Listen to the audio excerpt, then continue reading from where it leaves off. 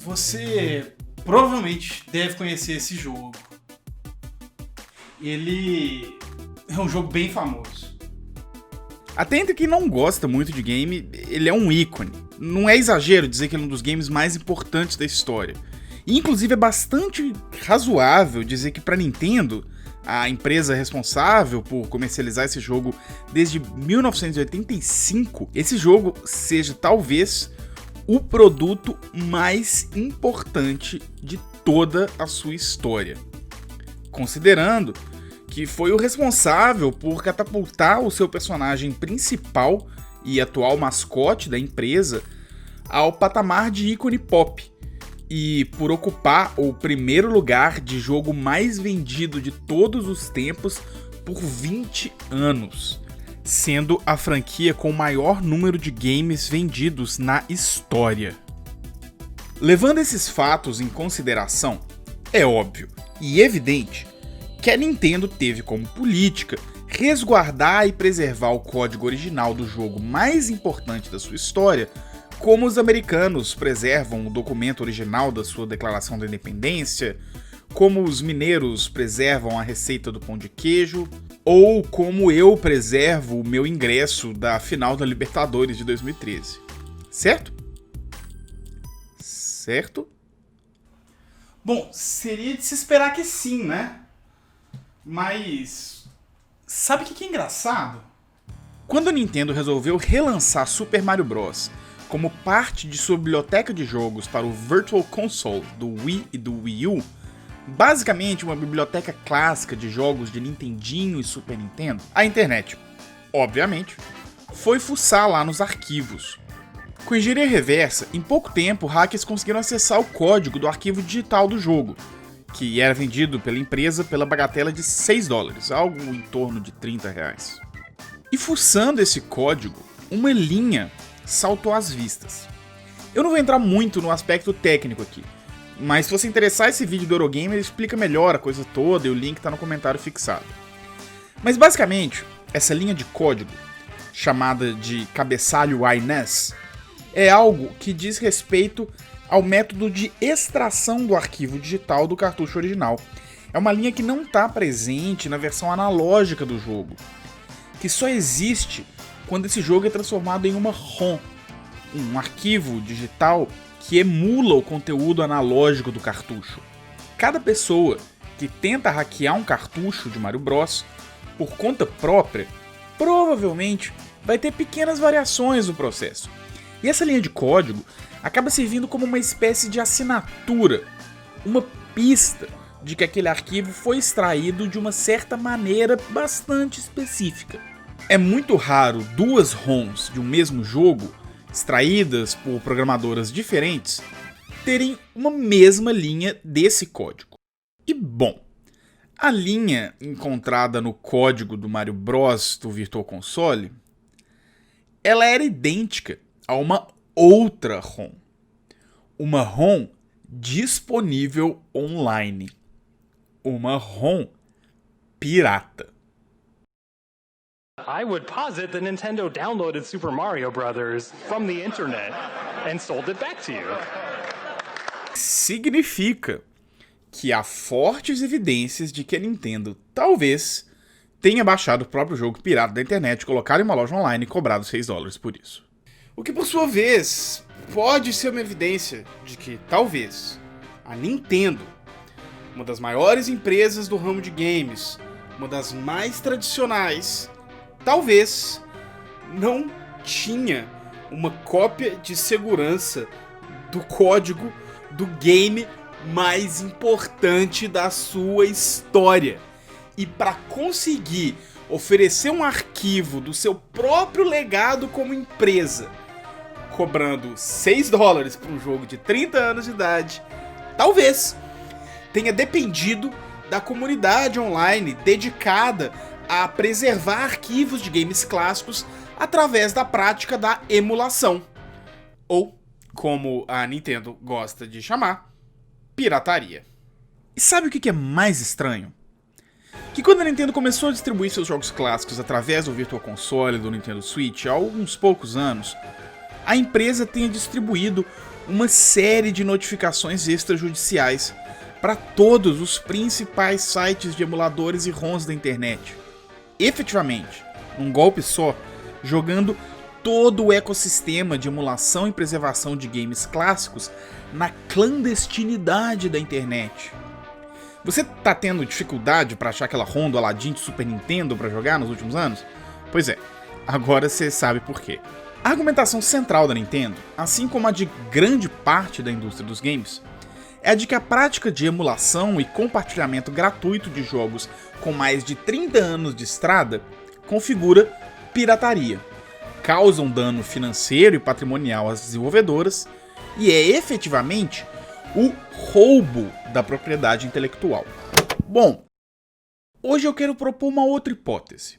Partindo do exemplo da Nintendo, eu quero questionar essa afirmação de que pirataria é a expropriação da propriedade intelectual e propor, ao invés disso, que a propriedade intelectual é um roubo. Vamos começar dando um passo atrás e olhando primeiro para um plano mais geral. A história da Nintendo com a pirataria não começou ontem. E embora toda a indústria dos games tenha uma tradição de ser bastante possessiva com a sua propriedade intelectual, a Nintendo tem um histórico particularmente draconiano.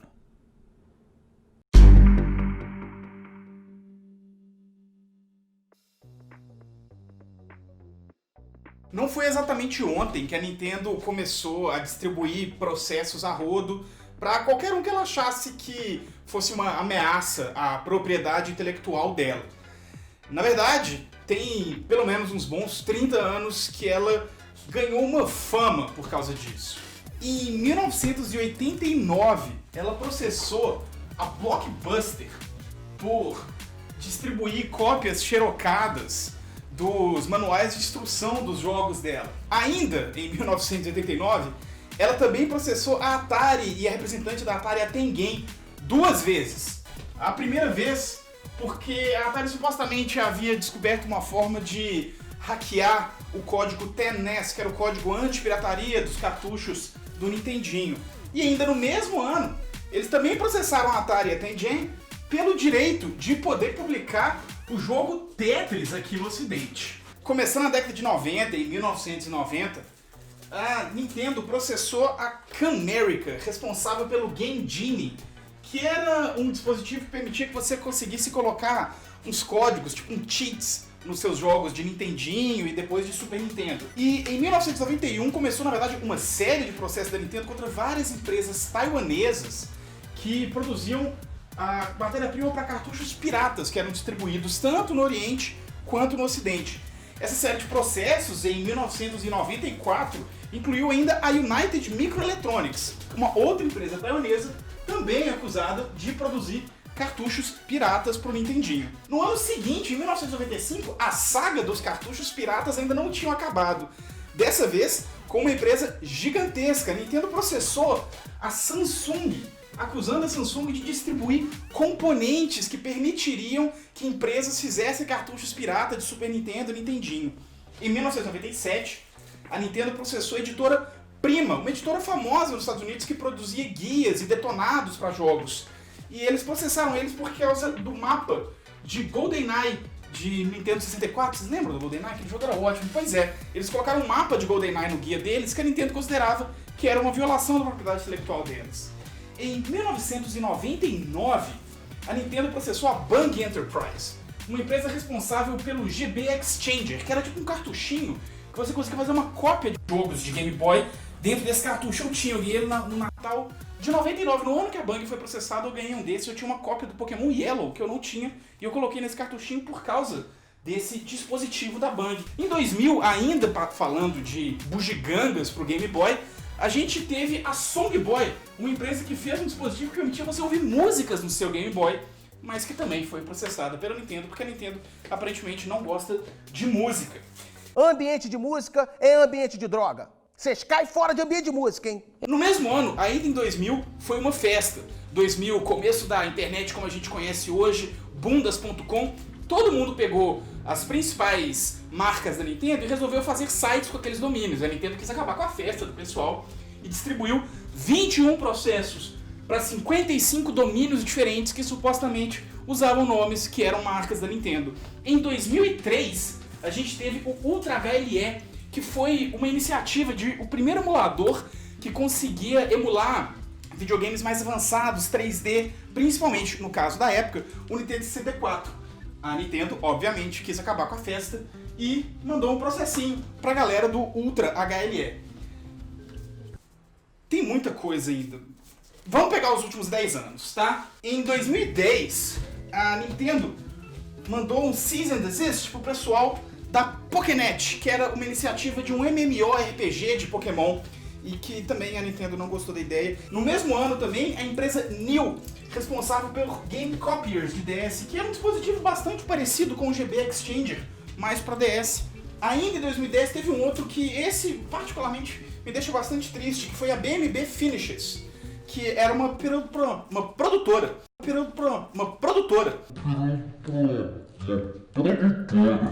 independente de cinema, que estava fazendo o filme Hero of Time, que era um filme de fãs sobre Zelda. E todo mundo aí esperando o filme de Zelda, a série de Zelda, que nunca vai chegar. Pois é, quase chegou, mas a Nintendo impediu que isso acontecesse. Em 2013 teve um caso muito bizarro, que foi o caso da EVIL, a maior competição de jogos de luta do mundo, que a Nintendo resolveu que eles não tinham direito de usar Smash Bros, o jogo de luta da Nintendo, no campeonato deles.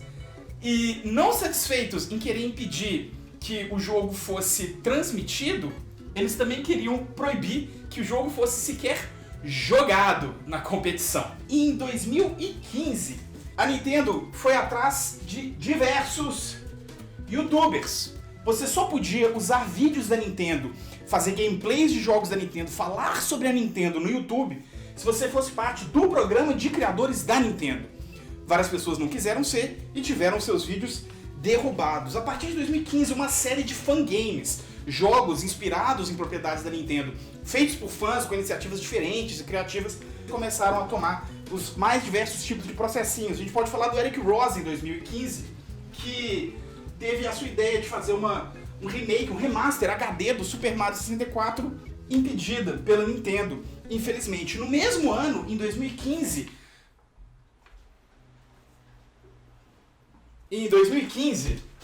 a gente teve o Zelda Maker, que foi meio que naquele bojo do Mario Maker, vocês lembram? Que, enfim, alguém quis fazer algo parecido com o Zelda e resolveu fazer um jogo que você podia fazer suas próprias fases de Zelda. A Nintendo não gostou. E ainda, mantendo o nosso tema de Zelda, em 2016, alguém tentou fazer uma versão do primeiro Zelda, o Zelda clássico de Nintendinho, em voxel. Sabe aqueles gráficos voxel? Eu acho super legal. Pois é, a Nintendo não achava e impediu que esse jogo fosse feito também.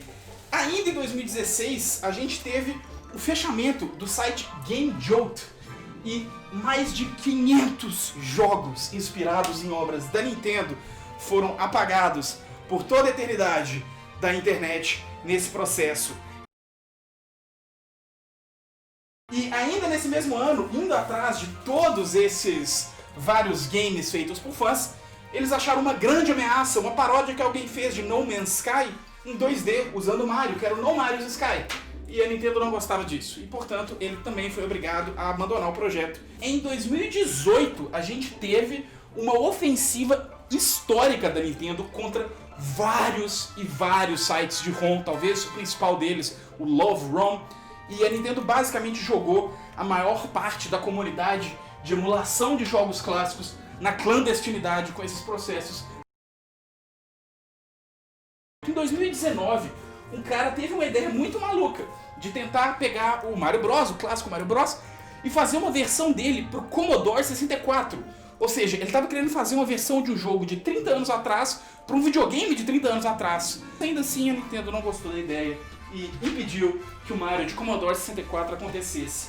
Ainda em 2019, a gente teve alguém, o Infernal Plus, um desenvolvedor que, vendo a febre de jogos Battle Royale, achou, nossa, sabe o que seria engraçado? Um Mario Bros Battle Royale. E aí, a Nintendo também não gostou da ideia. Talvez porque esse ano, depois em 2020, eles fariam o seu próprio Mario Battle Royale, não sem antes impedir que o do Inferno Plus fosse devidamente processado. Nesse ano, em 2020, a gente já teve alguns casos, eu selecionei 2, porque são vários, mas a gente teve o pessoal do Uber Chips, que desenvolveram uma tecnologia de destrava do Switch. Obviamente, não é surpresa pra ninguém, a Nintendo também não gostou dessa ideia e impediu que o Uber Chips continuasse desenvolvendo. E eu acho que eu não tenho nem Durex, mas eu tenho um Durex aqui. Ainda nesse ano, esse caso, várias pessoas me mandaram, enquanto eu estava produzindo esse vídeo, várias pessoas me marcaram nisso aqui no Twitter, que foi The Big House, um dos campeonatos mais tradicionais de Smash Bros. Do mundo, que foi impedido de acontecer porque ele usava mods, e ainda que fosse um campeonato de luta inteiramente dedicado a um produto da Nintendo, a cultura nintendista, aos personagens da Nintendo, a Nintendo não gostou da ideia, porque eles usavam mods no jogo. E eu acho que a gente pode talvez pensar que em 2021, do jeito que as coisas andam,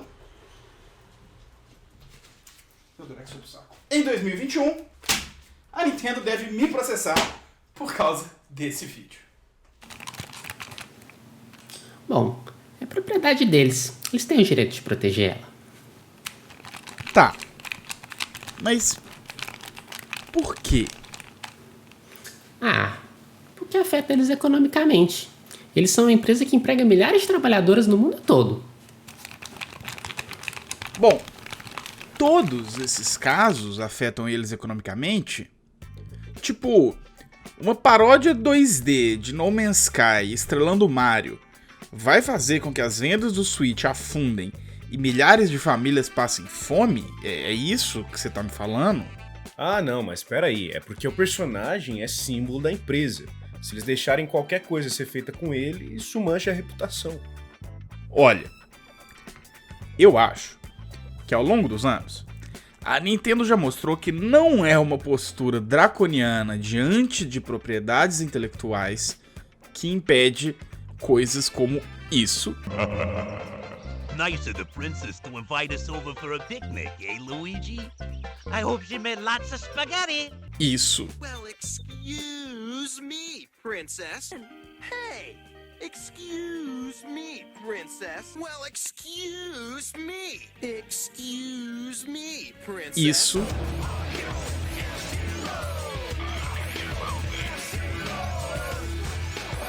Isso.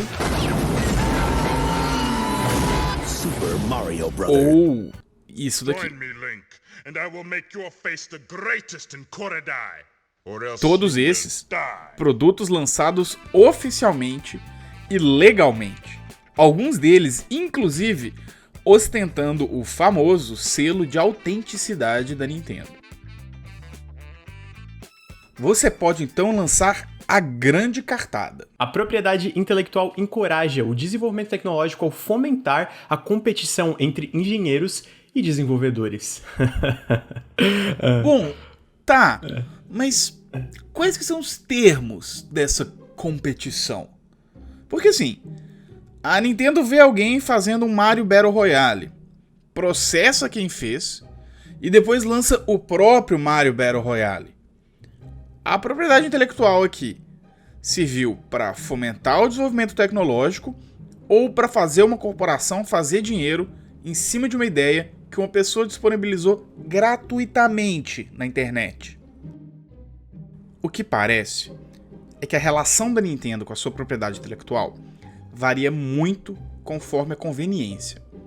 Se for conveniente, por exemplo, contratar 2 engenheiros, comprar a empresa deles e patentear no seu próprio nome o chip que eles criaram, você não processa eles por infração de propriedade intelectual, como aconteceu no célebre caso do desenvolvimento do chip Super FX de Super Nintendo.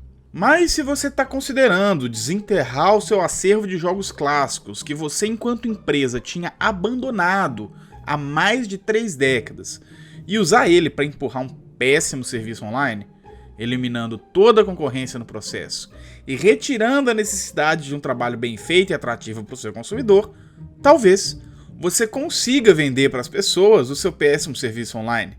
Afinal de contas, toda a gigantesca, solidária e fértil comunidade de emulação de retro games responsável por manter vivas a memória e os arquivos digitais dos seus jogos, foi jogada na ilegalidade.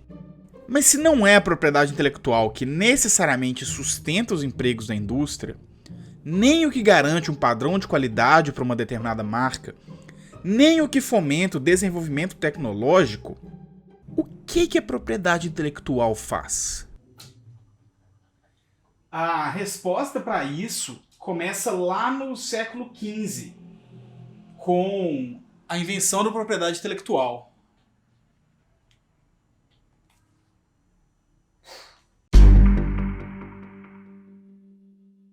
A primeira lei que lida com propriedade intelectual, mais especificamente com patentes, apareceu em Veneza, em 1474, e envolvia os artesãos da cidade, especialmente os que trabalhavam com vidro.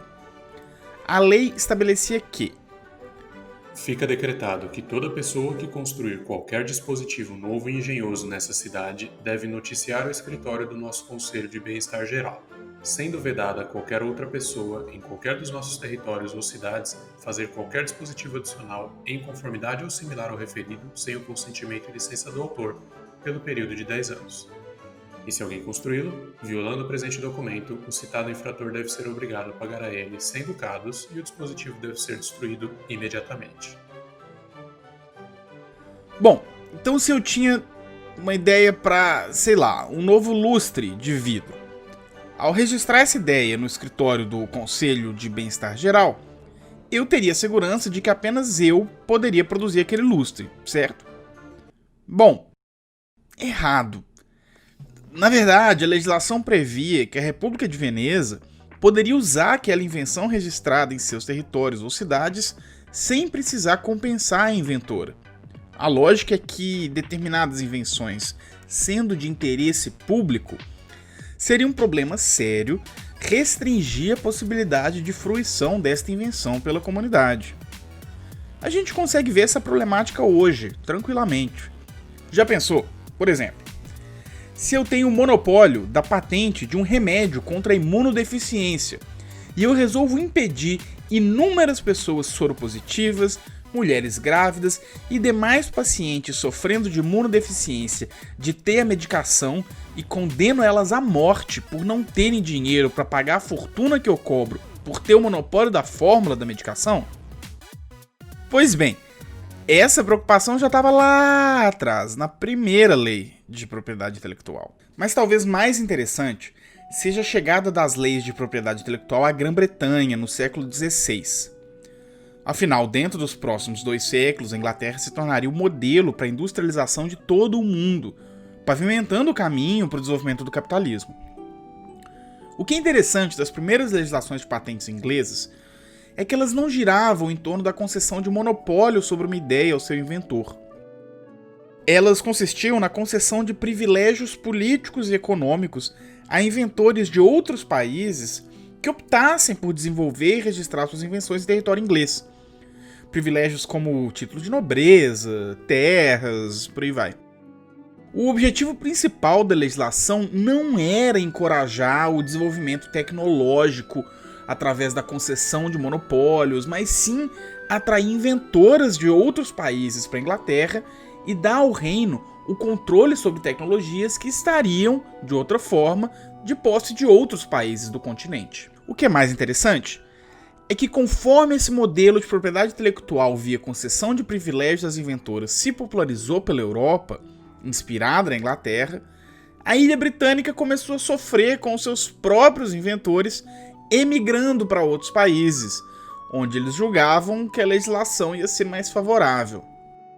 Uma forma mais amadurecida das leis de patente surge na Inglaterra em 1624, na forma do Estatuto de Monopólios, que não mais oferece privilégios aos inventores, mas sim o monopólio sobre o uso de uma ideia pelo seu verdadeiro e primeiro inventor, para usar a expressão lançada pelo Estatuto. É aqui que a gente começa a ter, de fato, uma noção de uma ideia ser a propriedade de alguém, do verdadeiro e primeiro inventor ser dono de uma ideia. É bom ressaltar isso.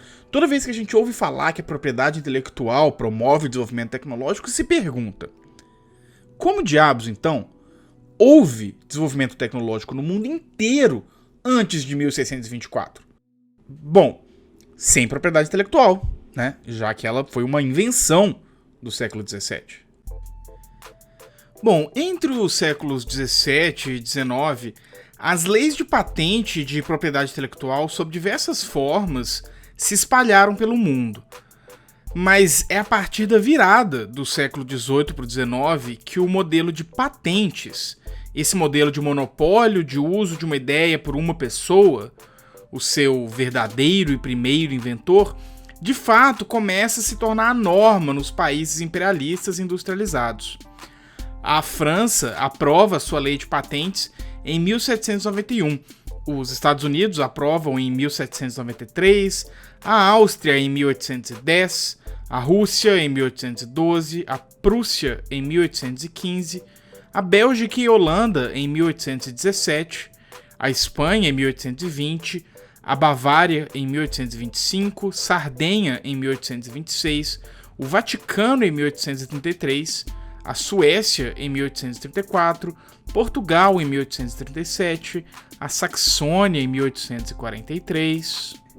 Então, em meados do século XIX, as leis de patente haviam tomado a Europa de assalto, e nessa mesma época, as críticas a essas leis ganharam peso. Nesse momento, curiosamente, essas críticas vieram em defesa do livre mercado.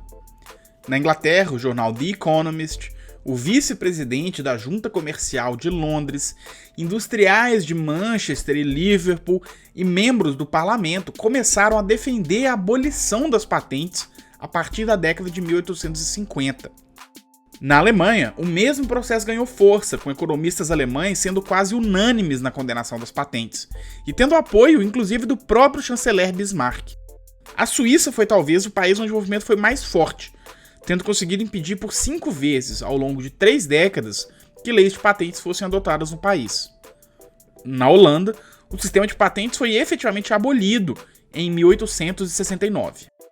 Mas então, como que a gente foi de um cenário em que todo o movimento em defesa do livre mercado denunciava as leis de patentes para um mundo em que a propriedade intelectual é considerada quase sagrada por liberais e defensores do capitalismo das mais diversas matizes? A Grande Depressão aconteceu. Não aquela de 1929, do crash da Bolsa de Valores de Nova York, que a gente chama de Grande Depressão hoje em dia. Antes de 1929, outra crise econômica teve esse nome.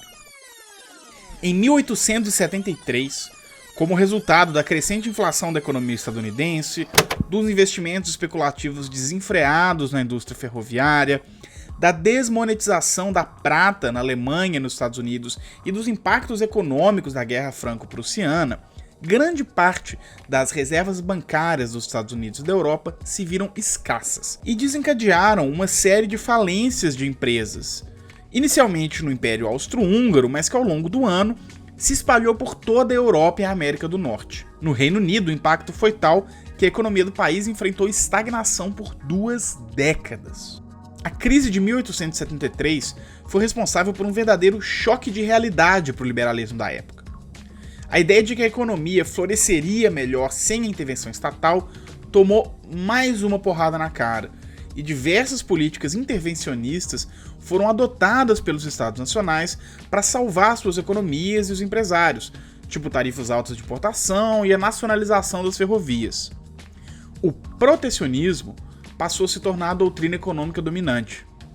Nesse cenário de crise e protecionismo, a defesa das patentes se tornou mais uma bandeira daqueles economistas que defendiam maior intervenção do Estado na economia como forma de salvar o capitalismo. Um a um, ao longo das décadas seguintes, os principais países europeus foram reforçando e consolidando as suas leis de propriedade intelectual, começando com a Inglaterra em 1874, e então se estendendo para a Alemanha, para a Suíça e, por fim, para a Holanda em 1912. Então vamos ver o que a gente aprendeu até aqui sobre a invenção da propriedade intelectual. Ela surge num primeiro momento para impedir que determinadas tecnologias desenvolvidas em um determinado país migrassem para outros países e para atrair inventores de outros países. E também para dar a um determinado estado um monopólio de uma invenção. Depois, ela passa a assumir a função de reservar o direito de uso ao verdadeiro e primeiro inventor. Ao longo de 200 anos, essa noção de propriedade intelectual como o monopólio sobre ideias vai se popularizando na Europa com maior intensidade ali na primeira metade do século XIX. Quando parece que finalmente a propriedade intelectual vai se consolidar como uma ideia econômica dominante, ela sofre diversos reveses, conforme o liberalismo clássico e a defesa do livre mercado passam a entender e passam a denunciar as leis de patente como sendo danosas ao livre mercado. O movimento, porém, é derrotado quando uma crise econômica de proporções históricas coloca o intervencionismo e o protecionismo como as doutrinas econômicas vigentes e consolida a propriedade intelectual como uma doutrina para salvar empresários da crise. Ou seja, ainda que a ideia de transformar ideias em propriedade tenha começado a ser testada, experimentada e ventilada lá em 1474, é só na virada do século XIX para o século XX que ela de fato se consolida. E se consolida como uma solução para salvar o capitalismo da crise. Ou seja, não só a propriedade intelectual como a gente entende hoje é uma invenção extremamente recente, como ela foi inventada especificamente para salvar empresas da bancarrota e defender a indústria nacional de certos países, e não para proteger inventoras, artistas ou criadores. Tavos, mas pelo menos o monopólio do uso de uma ideia era garantido ao verdadeiro e primeiro inventor. E mesmo indo contra o movimento do livre mercado, ele conseguia impulsionar um mercado competitivo e fomentar o desenvolvimento tecnológico, não? Não exatamente.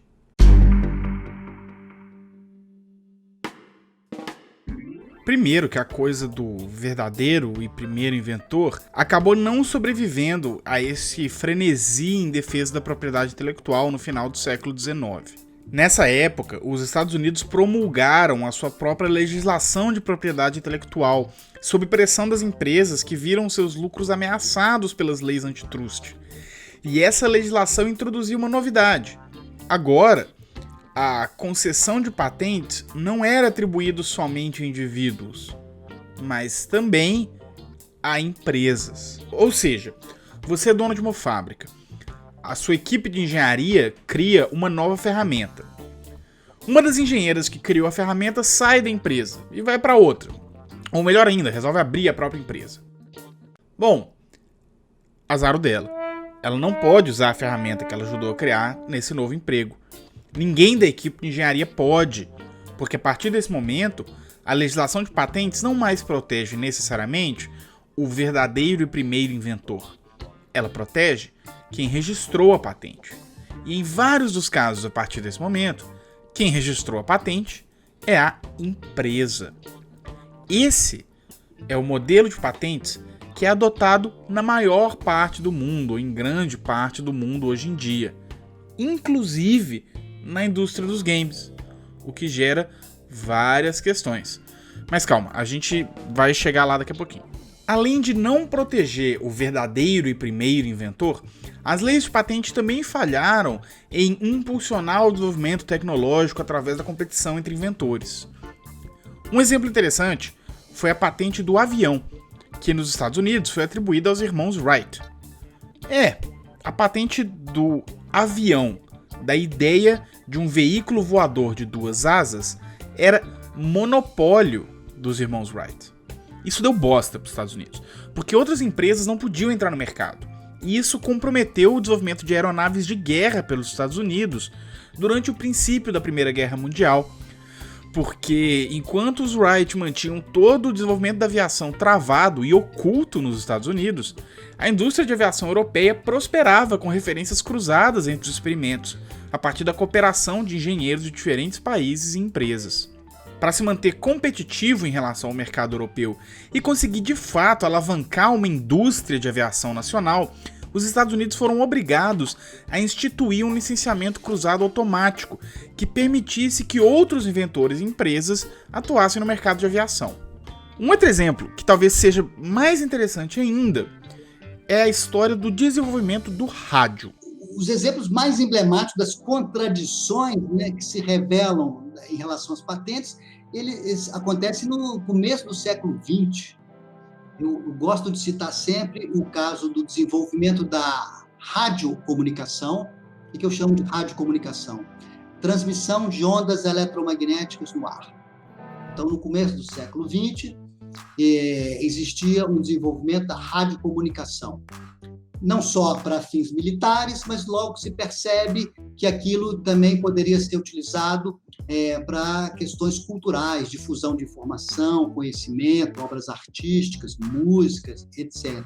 E olha que coisa curiosa, nas primeiras décadas do século XX, nos Estados Unidos, o desenvolvimento da transmissão via rádio, transmissão de ondas no ar, ele estava travado porque existiam diferentes patentes que estavam atribuídas a diferentes pessoas ou diferentes indivíduos. Então, aquela propriedade cruzada das patentes impedia o desenvolvimento acelerado da radiocomunicação. Nós estamos falando aí no período da Primeira Guerra Mundial, depois no entre-guerras.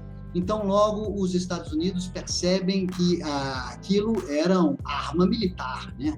E então, o governo norte-americano quebra essas patentes, literalmente abole, justamente para permitir que a coisa floresça. Então, esse é um bom exemplo que mostra de uma maneira muito franca que os mecanismos de propriedade intelectual, especificamente patentes, que eu estou exemplificando aqui, eles podem servir não só para fomentar o desenvolvimento inovativo, mas para servir como um obstáculo para o progresso da ciência e da tecnologia. Esse caso dos rádios fica ainda mais bizarro. Um dos tipos de componente que teve a sua patente quebrada na época do desenvolvimento do rádio foram os semicondutores. Porém, no final dos anos 70, as empresas estadunidenses do segmento de eletrônicos começaram a se queixar de que as empresas japonesas estavam usando engenharia reversa nos semicondutores estadunidenses para desenvolver os seus próprios semicondutores. Com isso, o Congresso dos Estados Unidos criou um novo tipo de patente específico para o mercado de eletrônicos, e em particular para os circuitos integrados, os famosos microchips, de forma a desestimular a prática da engenharia reversa por parte dos concorrentes japoneses. E, efetivamente, voltando atrás na própria flexibilização que o país tinha dado para as patentes desses componentes algumas décadas antes. O que a gente percebe nesse longo trajeto histórico é que, embora a noção de que ideias podem ser propriedade de alguém e a noção de que a propriedade intelectual serve para proteger o direito de inventoras e criadoras pareçam pra gente noções bastante naturais, elas são, na verdade, invenções históricas. A propriedade intelectual foi inventada há não tanto tempo atrás e, historicamente, ela foi afrouxada ou reforçada de acordo com critérios bem consistentes. Normalmente, afrouxada quando o desenvolvimento tecnológico inevitavelmente travava, ou reforçada quando as grandes empresas julgavam que aquela seria uma forma de assegurar os seus lucros em contextos de crise econômica. Ou, como eu gosto de resumir, só apela para a propriedade intelectual quem não se garante no soco. E a Nintendo, aparentemente, não se garante no soco. A gente consegue ver como essa oscilação oportunista que as empresas e os governos que a servem tiveram em relação à propriedade intelectual é uma constante. E eu acho muito interessante como é uma oscilação que a própria Nintendo, enquanto empresa, parece ser um microcosmo. Ao mesmo tempo que a empresa tentava impedir a principal competição de games de luta, a EVO, de acontecer em 2013, eles faziam uma estranha vista grossa ao Project M, um mod de Super Smash Bros. Brawl que modificava o jogo para fazer ele ficar mais parecido com o jogo anterior, Super Smash Bros. Melee. Os desenvolvedores do Project M afirmam categoricamente que a Nintendo nunca abordou eles para abandonarem o projeto. E o fato de que o jogo, em tese, precisava que os jogadores tivessem uma cópia original do Super Smash Bros. Brawl para rodar ele, pode ser um dos fatores para isso. Contanto que a Nintendo tivesse ganhando dinheirinho ainda, talvez essa pirataria não seria um problema para ela. É também engraçado que depois de processar a Atari pelo desenvolvimento de um código que burlava o sistema anti-pirataria do Nintendinho, o NES X, em 1992, eles tenham recebido de braços abertos na empresa o trio de engenheiros responsável pelo chip Super FX, desenvolvido a partir do mesmo tipo de engenharia reversa e violação de propriedade intelectual que a Atari havia usado. Talvez o fato de a Atari, ao contrário do trio de engenheiros, ser uma empresa grande demais para ser comprada pela Nintendo, tenha sido um fator. E honestamente, mesmo a intimidação judicial contra os criadores de No Mario's Sky, motivada por uma suposta proteção de suas marcas registradas, é muito difícil de sustentar quando a gente lembra que a Nintendo já cedeu suas marcas registradas para várias coisas de qualidade muito duvidosa, mas pelo preço certo.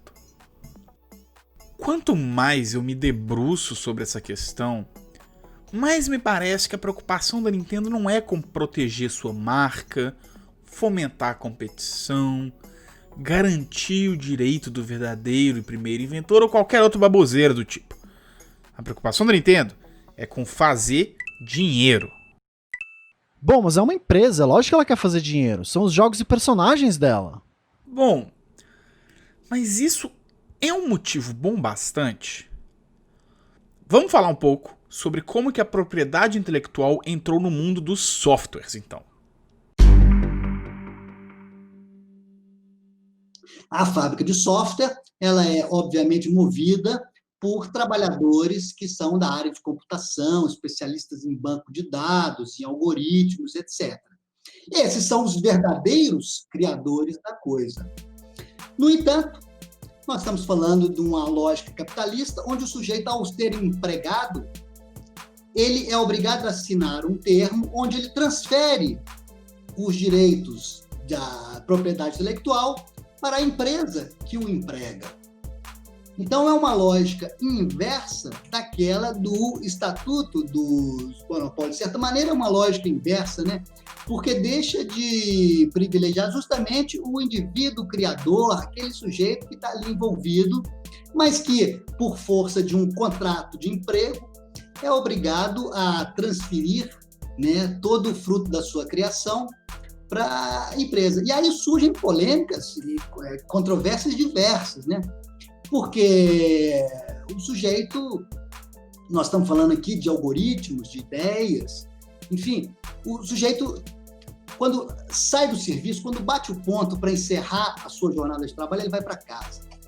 Mas ele leva na sua cabeça esse conhecimento, que é dele, desenvolvido por ele. E quando ele troca de emprego, não tem como ele não levar aquilo junto com ele, porque aquilo faz parte do seu espírito, né? Do espírito daquele indivíduo que participou daquele processo criativo.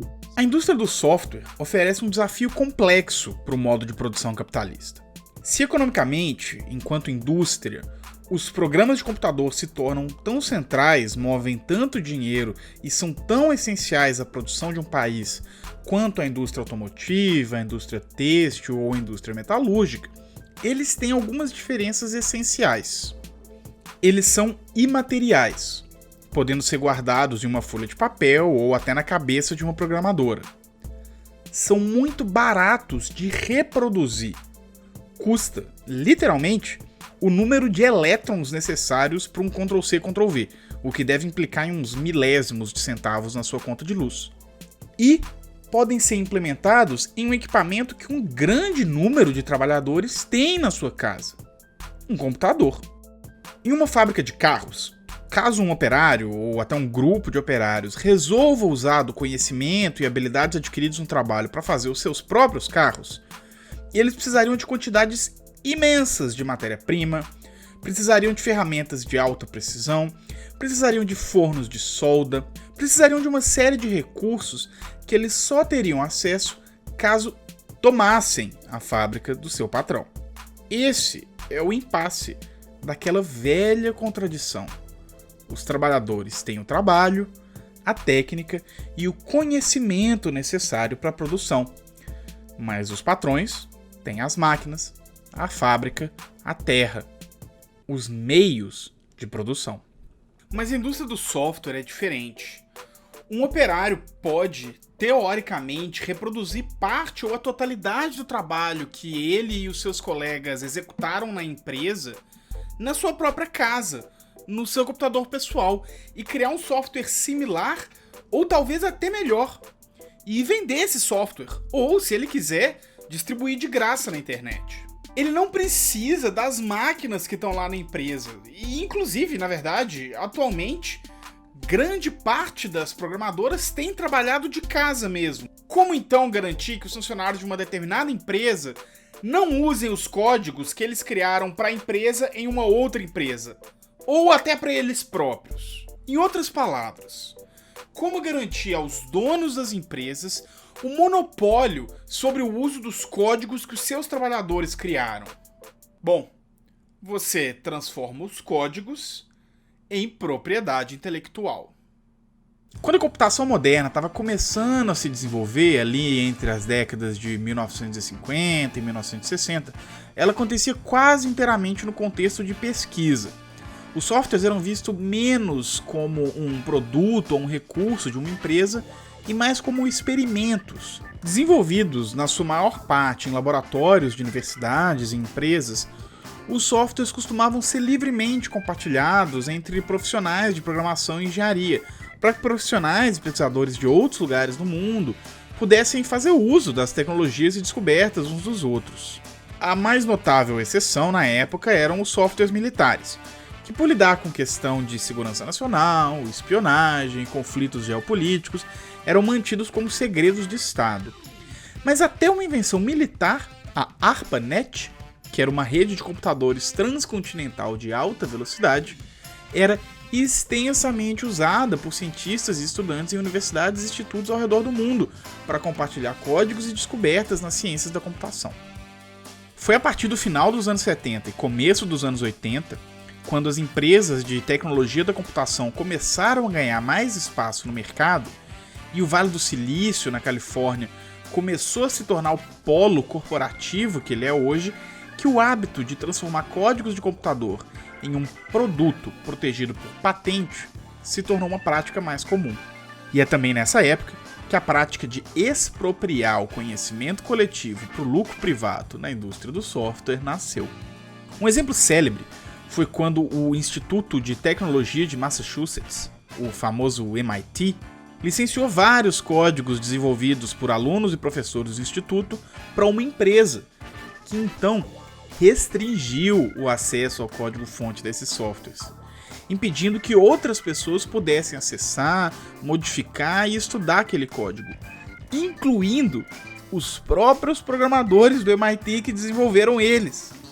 Dentre esses programadores estava um rapaz chamado Richard Stallman, que, completamente enfurecido por ter visto o produto do trabalho coletivo seu e de seus colegas tomado por uma corporação, começou uma vida de atuação acadêmica e política em defesa do que ele começou a chamar de software livre. Você, provavelmente, já ouviu falar da mais famosa criação de Richard Stallman e seus colaboradores, o sistema operacional GNU Linux. Mas isso daí já seria uma história para um outro vídeo. E não é só para conseguir se apropriar o fruto do trabalho coletivo de programadoras que serve a propriedade intelectual na indústria do software. Ela também serve para fazer muita grana. Quem quiser entender um pouco melhor o raciocínio a seguir, eu recomendo a leitura de um dos artigos que estão no comentário fixado. Mas tentando simplificar um pouco. Quando a gente vê o preço de uma determinada mercadoria, seja o preço do barril do petróleo, seja o preço de um jogo do Switch, seja o preço do arroz, tem vários elementos que compõem aquele preço.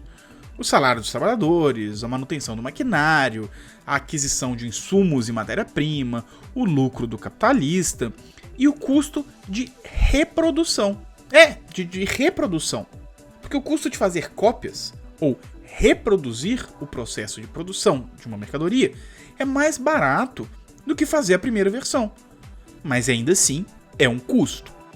Então, quando as trabalhadoras da Chevrolet inventaram o Celtinha Prata 2010, tiveram vários custos para a primeira produção, relacionados à engenharia, design, introdução de novas tecnologias.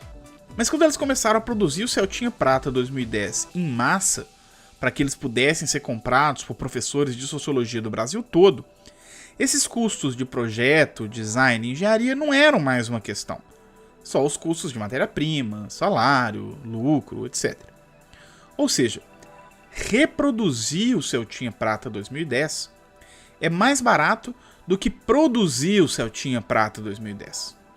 Mas é claro, ainda existe um alto custo de reprodução. Mas e quando o custo de reprodução é próximo de ou igual a zero? Porque pensa num game de indústria grande, digamos que ele fica aí uns 4 anos em desenvolvimento até sair. Durante esses 4 anos, ele tem um custo. Designers, programadores, artistas, testers, computador, prancheta, material de divulgação, modelo em argila para modelagem 3D, fita ou CD demo para imprensa, conta de luz altíssima para manter os servidores, custos operacionais em geral, já previstos no planejamento financeiro de uma mega corporação tipo a Nintendo. E aí o jogo sai. Ele vende razoavelmente e, digamos, numa estimativa conservadora, que em 1 ano ele se paga. Tem jogo que ainda vai receber expansão, DLC, que vai ter servidor de modo online para ser mantido. Os jogos mais recentes, especialmente, costumam ter atualizações que saem próximas ao lançamento. Mas vamos considerar um jogo single player, sem DLC, ou talvez cujas DLCs foram desenvolvidas junto do próprio jogo, como tem sido uma prática comum na indústria. Quais custos esse jogo tem depois do lançamento? Quais são seus custos de reprodução? Tem o custo da mídia física, o cartucho, ou o CD, e a capinha, o manual de instrução, e os custos de importação, exportação, envio, etc. Nenhum dos quais é um custo particularmente exorbitante. Se o jogo não tiver mídia física, como também tem sido cada vez mais o padrão da indústria, o custo é restrito aos servidores. A equipe do jogo já está paga, e provavelmente já está trabalhando num próximo jogo. Portanto, o valor de seu trabalho não constitui parte do preço do jogo que a gente está falando, de um ponto de vista do processo produtivo. Os equipamentos, a matéria-prima, todos os outros elementos que constituem o preço do jogo não estão no custo de reprodução dele. Porque embora um software complexo como um game seja de fato bastante caro de se produzir, o custo de reprodução dele é baixíssimo. No caso de um jogo digital, é praticamente zero. Então, na nossa conta, o que justifica o preço do jogo após o lançamento se o custo de reprodução dele é zero? O lucro. E não qualquer lucro. Um lucro extraordinário.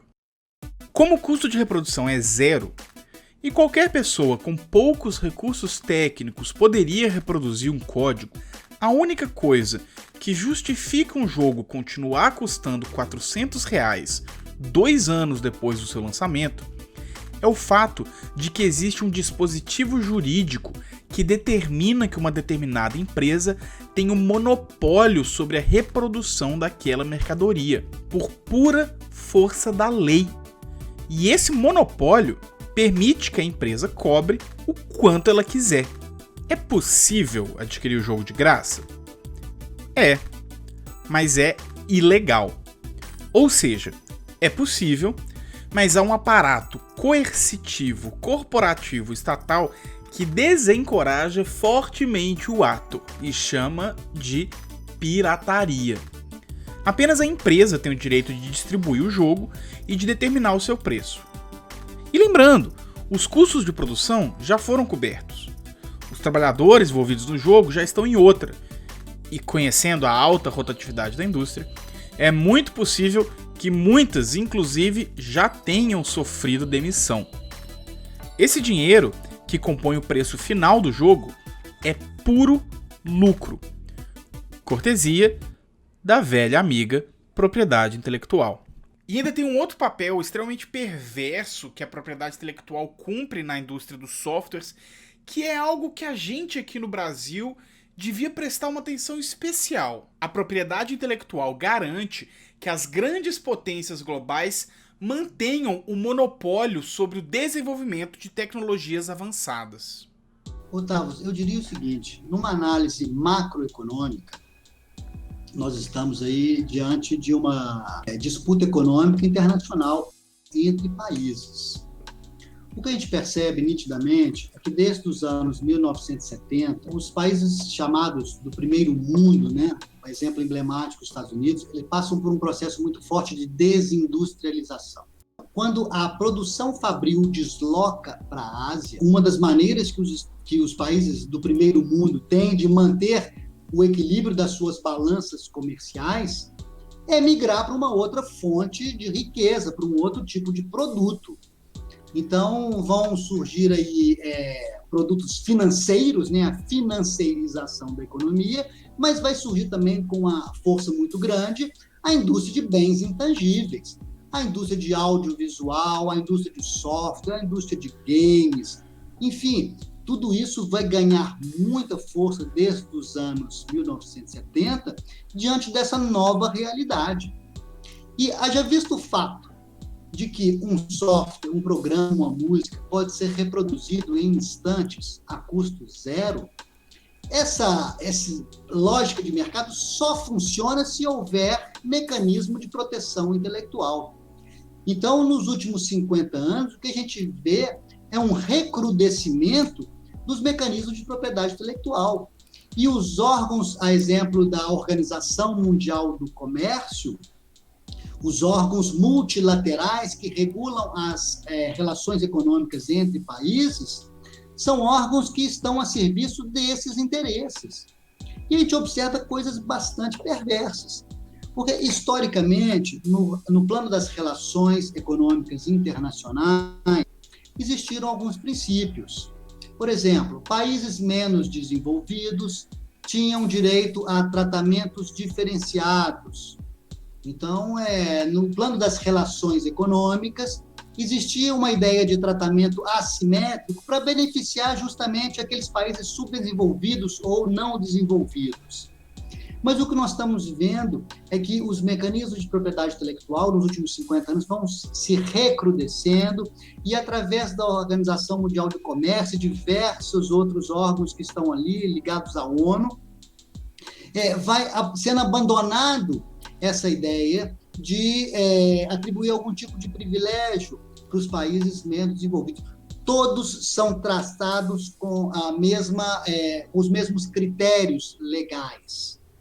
Então, isso tende a perpetuar antigas relações econômicas de dominação, ou seja, tende a perpetuar o poder econômico na mão dos países centrais, dos países do primeiro mundo, que hoje são detentores. Isso dificulta a redução dessa desigualdade, dificulta que os países subdesenvolvidos, de alguma maneira, mordam uma parte desse mercado, que entrem nele e que consigam produzir riqueza no sentido de reduzir, né, a pobreza, literalmente, porque é isso que a gente vive, né? O Brasil é um bom exemplo, que é um país que tem tecnologias de ponta, mas também tem pobreza, bolsões de pobreza e de desigualdade que são absolutamente cruéis e brutais.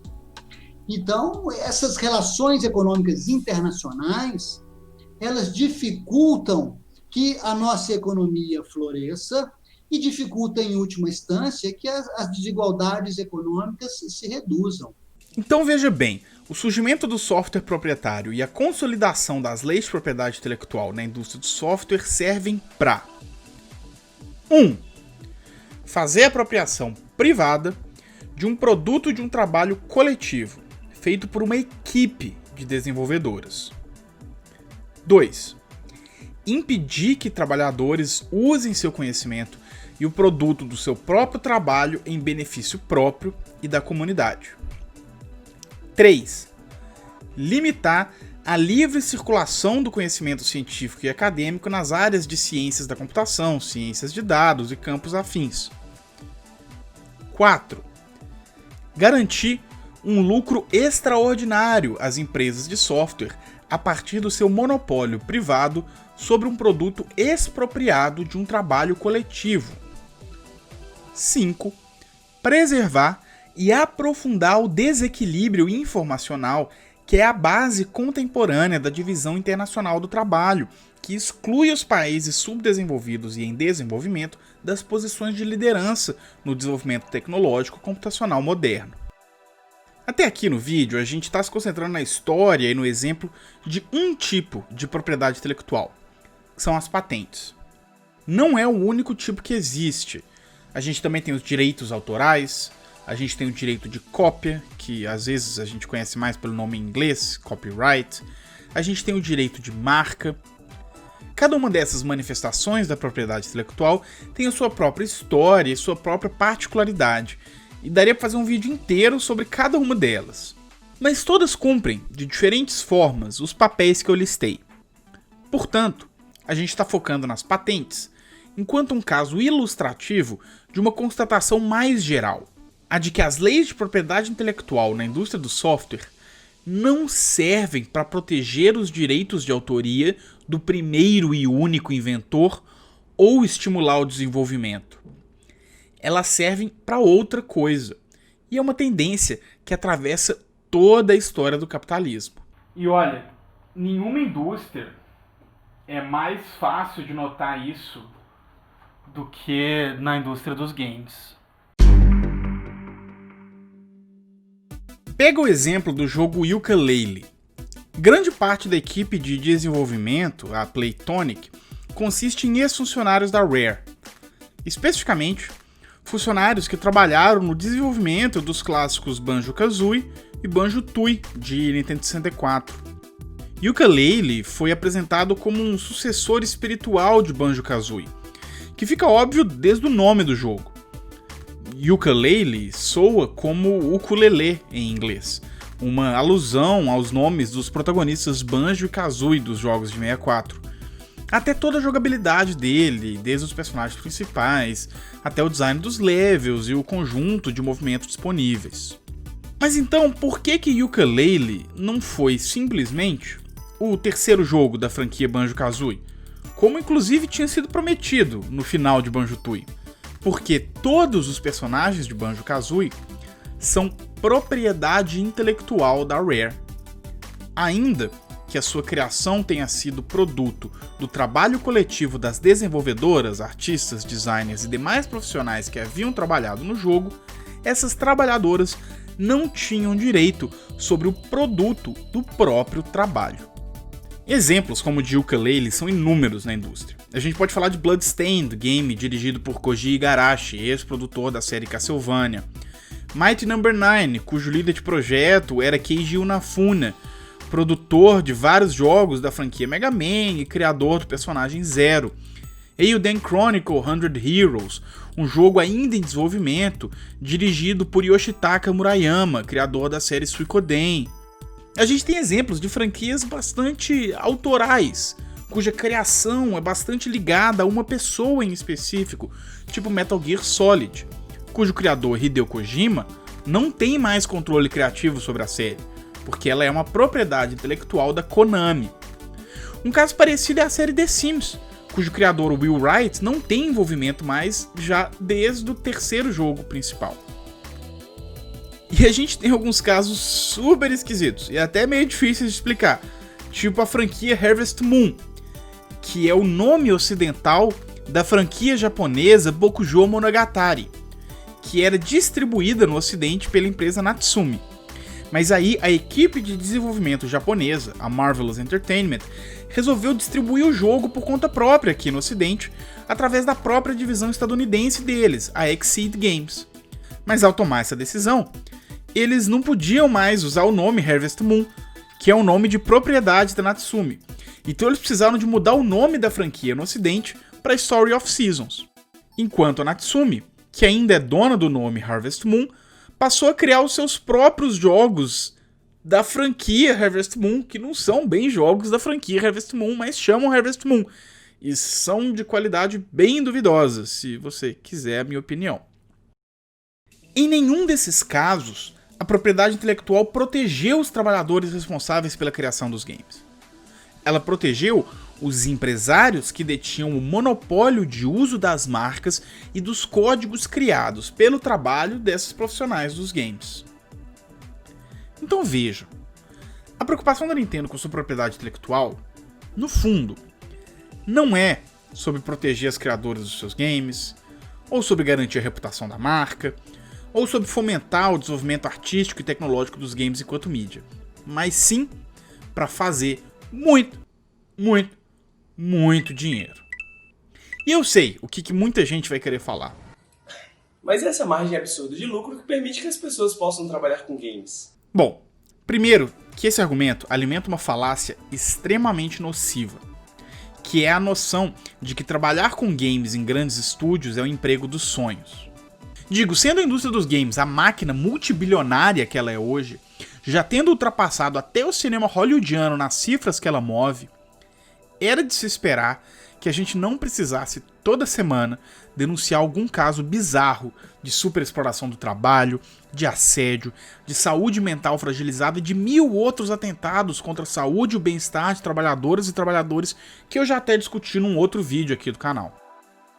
Eu digo, se de fato a propriedade intelectual servisse para garantir o ganha-pão de quem trabalha com games, era de se esperar que numa indústria desse tamanho teria, pelo menos, condições dignas de trabalho. Segundo, que esse argumento naturaliza a prática de empresas como a Nintendo e apaga 1000 outras experiências que têm sido feitas nos últimos anos de tornar o desenvolvimento de games uma atividade financeiramente sustentável para os seus trabalhadores, sem precisar depender das práticas predatórias de mega empresários. Eu acho que os melhores exemplos estão na cena dos games independentes, onde o ato de comprar um game frequentemente não é só um ato de consumo, mas também um ato de reconhecimento e solidariedade com as desenvolvedoras daquele game, enquanto trabalhadoras que a gente vê diretamente, porque elas são organizadas em equipes menores, mais visíveis, mais reais, sem aquela máscara fantasmagórica de alguma empresa gigantesca reduzindo cada uma dessas pessoas a um nome minúsculo na tela de créditos. Na cena indie a gente tem também bastante a prática do financiamento coletivo, crowdfunding, onde entusiastas por uma ideia dão seu dinheiro num ato de fé e confiança naquele projeto, e não porque uma lei está obrigando eles. Ah, mas isso se aplica a jogos menores. Como fazer um jogo AAA com 100 horas de exploração e mecânicas de testículos pendurados nesse modelo? Bom, em primeiro lugar, eu diria que se parece impossível produzir esses jogos em condições saudáveis e justas para os trabalhadores envolvidos, eu não sei nem se esses jogos deveriam ser feitos. Mas tudo bem, digamos que sim. Digamos que esses jogos fossem pensados sob outra lógica. Aí é verdade, a gente entra num território difícil. Porque a lógica da indústria de games AAA, das grandes empresas, e a lógica da indústria do software de um modo geral, é hoje uma lógica fabril mesmo. Equipes de centenas de trabalhadoras, cada uma responsável por uma pequena parte, trabalhando em dezenas de equipes diferentes, articuladas por gestores de diferentes níveis em organizações complexas. De fato, só um financiamento coletivo talvez não seja o bastante para resolver esse caso. Porque esses casos, na realidade, parecem estar ligados à forma que a gente produz tudo, não só games, mas roupas, carros, dinheiro, viagens, cursos online e bolas de futebol. É uma contradição de um modo de produção que é orientado pelo lucro de quem é dono dos meios de produção e não para o bem-estar de quem trabalha, o bem comum, ou pensando na função social da propriedade. E aí... Bom, aí fica difícil, né? O que fazer? Eu até tenho umas ideias.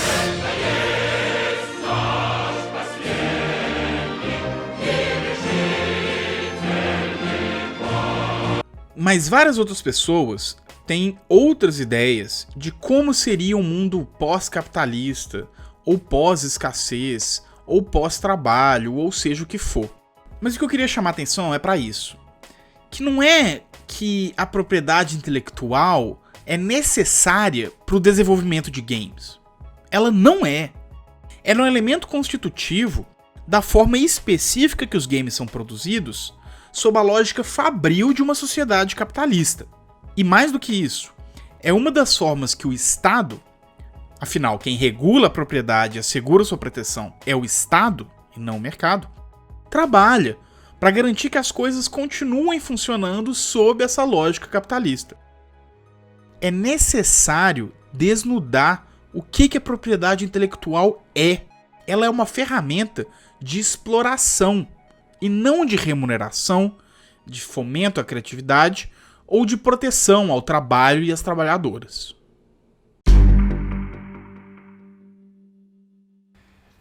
E a indústria dos games é só a ponta do iceberg. Quando a gente olha para outras indústrias conhecidas como criativas, quando a gente olha para a música, para o audiovisual, para a criação de conteúdo na internet e até para a produção científica, a gente vê como o padrão que se repete é grandes empresários usando de dispositivos legais de propriedade intelectual para expropriar o fruto do trabalho intelectual, da inspiração artística e do talento criativo de trabalhadores de cada uma dessas áreas. Os casos na música são inúmeros. Todo mundo já ouviu falar dos famosos casos de bandas nos anos 60, 70, 80, que eram exploradas por gravadoras, que perdiam direitos sobre as próprias canções, que eram obrigadas a lançar discos que não queriam. Um caso muito famoso é o de quando, nos anos 80, o Michael Jackson comprou os direitos sobre o uso comercial das músicas dos Beatles e começou a licenciar elas para todo tipo de filme, comercial e programa de TV, mesmo que o compositor das músicas, o Paul McCartney, expressasse explicitamente que a banda nunca quis que as suas músicas fossem usadas no âmbito comercial e publicitário. Ele não podia fazer nada, afinal, as músicas dele não eram dele mais, e sim de alguém que comprou a propriedade intelectual dele. Depois da morte do Michael Jackson, os direitos foram para o conglomerado Sony ATV, que vendeu de volta para o Paul em 2017, num acordo baseado na Lei de Copyright americana de 1976, que diz que artistas podem comprar de volta os direitos das suas músicas a partir de um acordo 35 anos depois que eles cederem os direitos. Ainda na música, a gente tem um exemplo nefasto das plataformas de streaming. Artistas menores frequentemente dependem de serviços intermediários para disponibilizar suas canções no Spotify, no Deezer, no iTunes. Intermediários como a OneRPM, a CD Baby e por aí vai. Além de pagar para esses intermediários ainda lucram em cima das streams dos artistas, que por sua vez são pagos menos de 1 centavo por execução. Vocês querem um exemplo ridículo? As músicas da minha banda estão lá no Spotify. Pode ir lá escutar. Só que eu não vou ver 1 centavo desses streams. E eu não posso colocar a música da minha banda aqui nesse vídeo, porque a empresa intermediária que administra esses streams vai dar um strike aqui no vídeo por copyright. E eu não posso fazer nada, porque a pessoa da minha banda que tinha a senha do serviço faleceu. E como estava no nome dela, simplesmente todo o dinheiro que for feito a partir de streamings da minha banda em qualquer plataforma, inclusive se eu usar a música da minha banda no meu vídeo, vai para essa intermediária e para as plataformas de streaming. Tem um caso recente no Brasil, um orgulhoso polo da pirataria do mundo, em que mais de 70 mil usuários de serviços de compartilhamento de dados por P2P, o Torrent, receberam notificações extrajudiciais cobrando valores absurdos pelos downloads de filmes realizados em 2019. Nesse caso, a notificação extrajudicial foi uma ameaça de processos criminal e civil, forçando a barra juridicamente para indicar que as pessoas eram civil e penalmente condenáveis. Mas tudo seria resolvido se as pessoas parassem de compartilhar os filmes e deletassem eles. E lógico também, elas tinham que pagar uma multa de R$3.000 por filme. As empresas se aproveitaram do medo das pessoas de sofrerem um processo e usaram, alguns diriam abusaram, dos seus direitos de proteção de sua propriedade intelectual para ameaçar com processos judiciais 70 mil pessoas de forma, no mínimo, desproporcional. Os advogados ou responsáveis por essa carta provavelmente têm plena ciência de que o Código Penal apenas pune com reclusão de 2 a 4 anos pessoas que violaram direitos autorais em busca de lucro. Além disso, o valor de R$3.000 por filme não tem vinculação a nenhum tipo de dano civil que as empresas podem ter sofrido. Parece totalmente desproporcional e dificilmente seria obtido por via judicial. E para completar essa sopa de ameaça jurídica, a forma como os dados dos supostos piratas foram obtidos é pouco explicada e talvez deva ser melhor observada se repetido, agora que a Lei Geral de Proteção de Dados entrou em vigor nesse ano. Aqui no YouTube também os casos são bizarros. Vocês sabiam que cada vídeo ensaio tipo esse aqui que a gente produz, a gente está brincando de roleta russa? Porque o uso de várias das imagens que a gente usa aqui para divulgar conhecimento, para propor reflexão, para fomentar a crítica, é visto como ilegal pela plataforma. E tem um algoritmo, o Content ID, que rastreia todos os vídeos e pode desmonetizar, derrubar ou até fechar um canal por uso indevido de material protegido por copyright. E isso chega a casos bizarros, tipo quando o youtuber e musicólogo Adam Neely fez um vídeo explicando que a música Dark Horse, da Katy Perry, não era um plágio de uma música do rapper Flame. Esse vídeo do Adam Neely chegou a ser usado pela defesa da Katy Perry no tribunal, no caso em que o Flame estava acusando ela de plágio. E aí, esse vídeo do Adam Neely, que foi usado pela defesa da Katy Perry, tomou um strike de copyright da representante da própria Katy Perry por ter tocado um trecho da música do Flame, porque não foi o trecho da Katy Perry que tomou o strike. Enquanto isso, canais de YouTube terraplanistas produziram vídeos e lives usando um vídeo aqui do Mimimídias, da Clara, para espalhar desinformação sem sofrer penalidade alguma. Para nós, criadores, a propriedade intelectual não oferece proteção ou segurança nenhuma. Se a gente aqui do Mimimídias tem alguma segurança hoje, tipo uma segurança que faz a gente ter coragem de lançar um vídeo de 1 hora defendendo a prática da pirataria com unhas e dentes, é porque o nosso modelo é sustentado no apoio e na solidariedade de pessoas que acreditam no nosso projeto e contribuem mensalmente com o nosso financiamento coletivo no Catarse, porque elas querem que a gente continue produzindo e que isso seja sustentável pra gente. E não porque uma legislação determina um valor para nossa propriedade intelectual.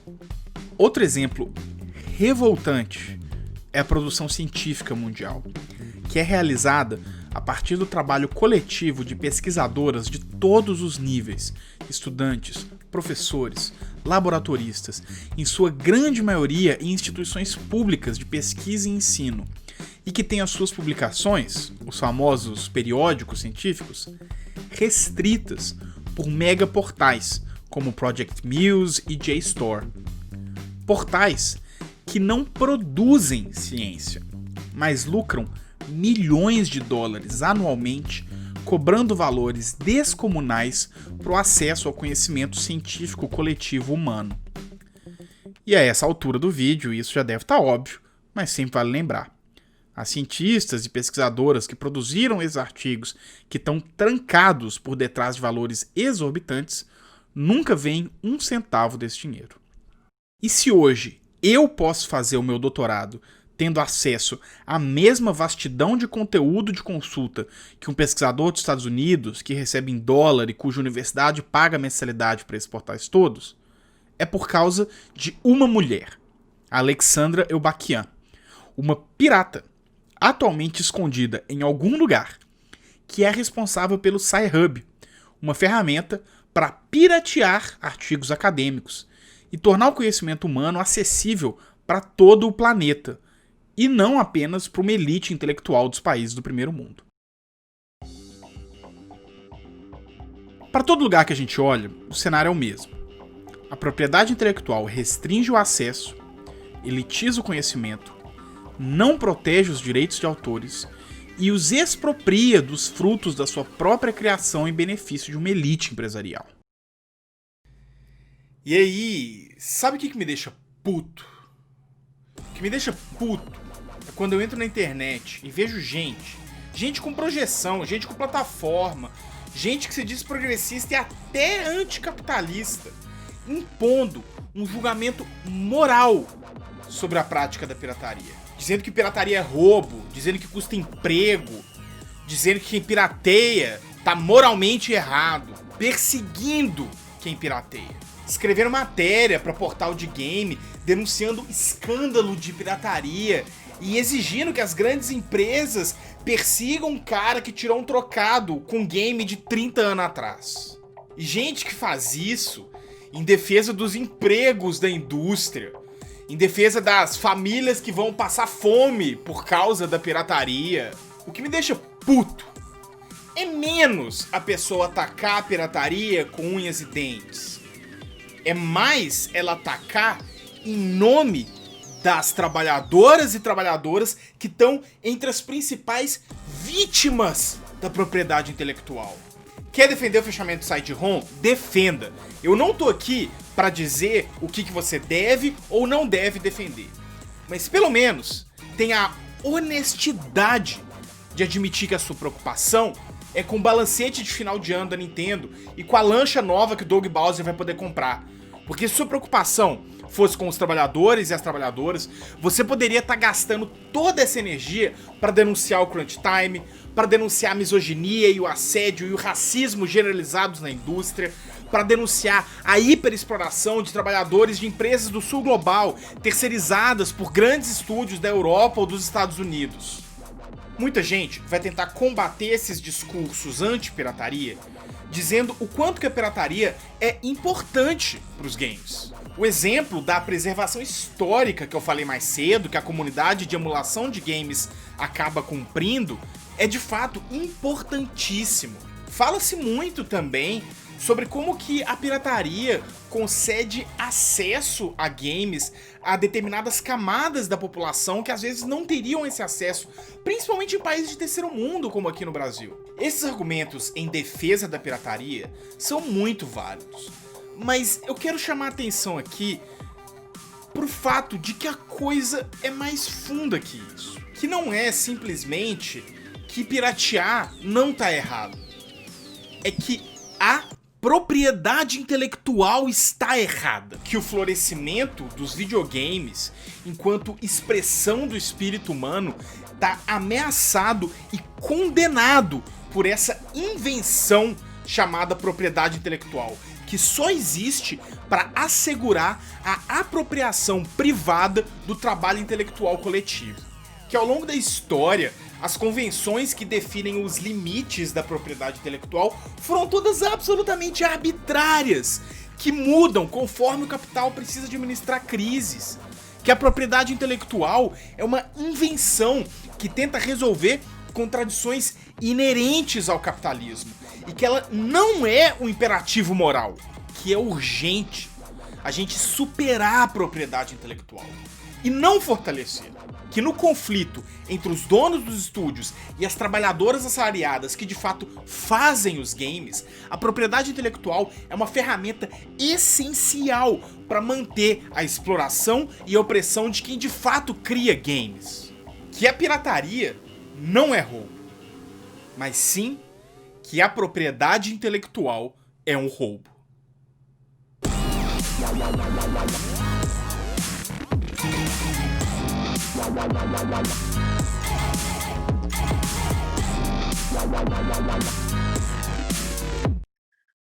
Não, pô, mas pirataria é crime.